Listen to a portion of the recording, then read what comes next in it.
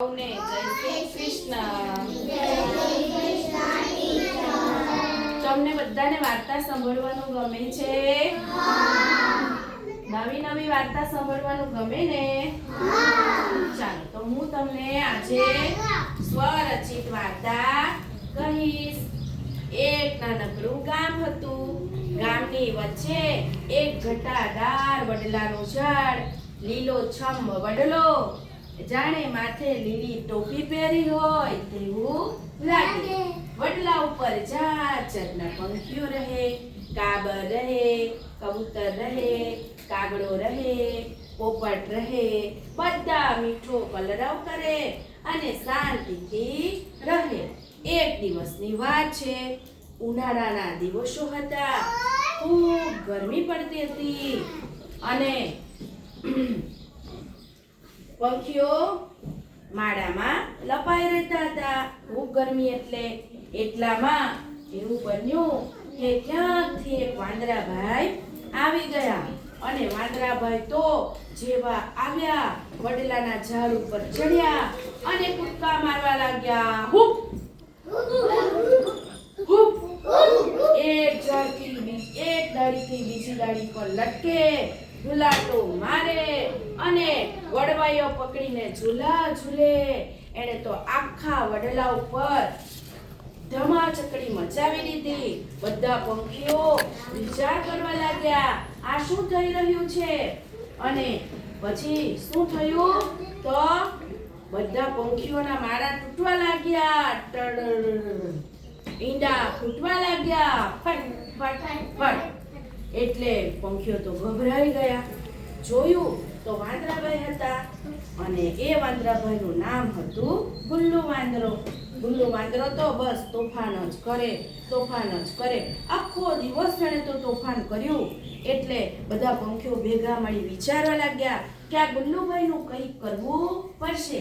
એટલે એક વડીલ પોપટભાઈએ બધાને યુક્તિ બતાવી અને પછી કીધું કે આખો દિવસ વાંદરો તો મસ્તી કરીને થાકી ગયો હતો। એટલે જેવું અંધારું પડ્યું કે એ તો ડાળી પર શાંતિથી સૂઈ ગયો। એટલે બધા પંખીઓ ભેગા થયા અને એની પૂંછડી બરાબરની વડવાઈ ડાળ સાથે બાંધી દીધી। એમ કરતા કરતા આખી રાત વીતી ગઈ। સવાર થયું એટલે વાંદરાભાઈ તો કૂદવા ગયા, હુપ, પણ વાંદરાભાઈની પૂંછડી શું કરેલી હતી? બાંધેલી હતી। એટલે વાંદરાભાઈ તો કૂદી શક્યા નહીં। આમ જોયું તેમ જોયું, કોઈ દેખાયું નહીં। પછી બધા પંખીઓ આગળ આવ્યા। પેલો વડીલ પોપટભાઈ આગળ આવ્યો એટલે વાંદરાભાઈ તો ગુરકવા લાગ્યા, ગુર ગુર ગુર ગુર। એટલે વડીલ પોપટભાઈએ કીધું કે વાંદરાભાઈ, તમે તમારા કામની સજા મળી છે। તમે તોફાનો કર્યા એટલે અમે તમારી પૂંછડી દાળ સાથે બાંધી દીધી છે। હવે તમે આવું તોફાનો કરશો તો અમે તમારી પૂંછડી છોડવાના નથી। એટલે વાંદરાભાઈ તો પાછો ગુરકવા લાગ્યો, ગુર ગુર ગુર। એને બહુ ગુસ્સો આવતો હતો પણ થોડી વાર એની પૂંછડી બાંધેલી હતી એટલે શાંત રહ્યા।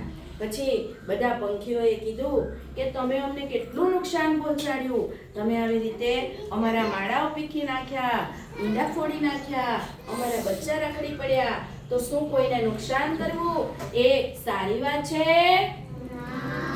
નહીં। એટલે વાંદરાભાઈ શાંતિથી વિચારવા લાગ્યા। ગુલ્લુ વાંદરો તો વિચારતો એને શાંત ઠેકાણે આવી અને એને એમ થયું કે સાચી વાત છે, આવું કરવું જોઈએ નહીં, કોઈને હેરાન કરવું જોઈએ નહીં। એટલે વાંદરાભાઈએ પછી નક્કી કર્યું કે વાંદરાભાઈએ બધા પંખીઓની માફી માંગી અને કીધું કે હવેથી હું એવું કરીશ નહીં।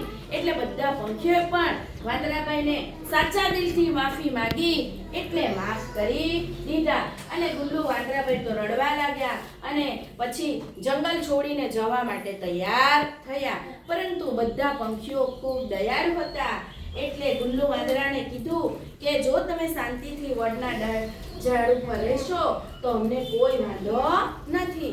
અને બધા પંખીઓએ વાંદરાભાઈને સાથે રાખવાનું નક્કી કર્યું। એટલે ગુલ્લુ પણ હવે તો મજા પડી ગઈ, આનંદમાં આવી ગયો અને બધા પંખીઓ સાથે શાંતિથી રહેવા લાગ્યો। એ તો કૂદીને જાય, હુપ કરીને જાત જાતના ફળ તોડી લાવે, બચ્ચાને ખવડાવે, પંખીઓને ખવડાવે, પંખીઓનું ખૂબ ધ્યાન રાખે, ઝાડની ડાળી પર ઉડાકૂદ કરે નહીં અને બચ્ચાઓનું પણ ખૂબ ધ્યાન રાખે, ઈંડાનું પણ ધ્યાન રાખે અને બધા સાથે પરિવારની જેમ રહે. એટલે હંમેશા વાંદરાભાઈ પંખીઓ સાથે રહેવા લાગ્યા. તો તમને બધાને ગુલ્લુ વાંદરાભાઈની વાર્તા ગમી?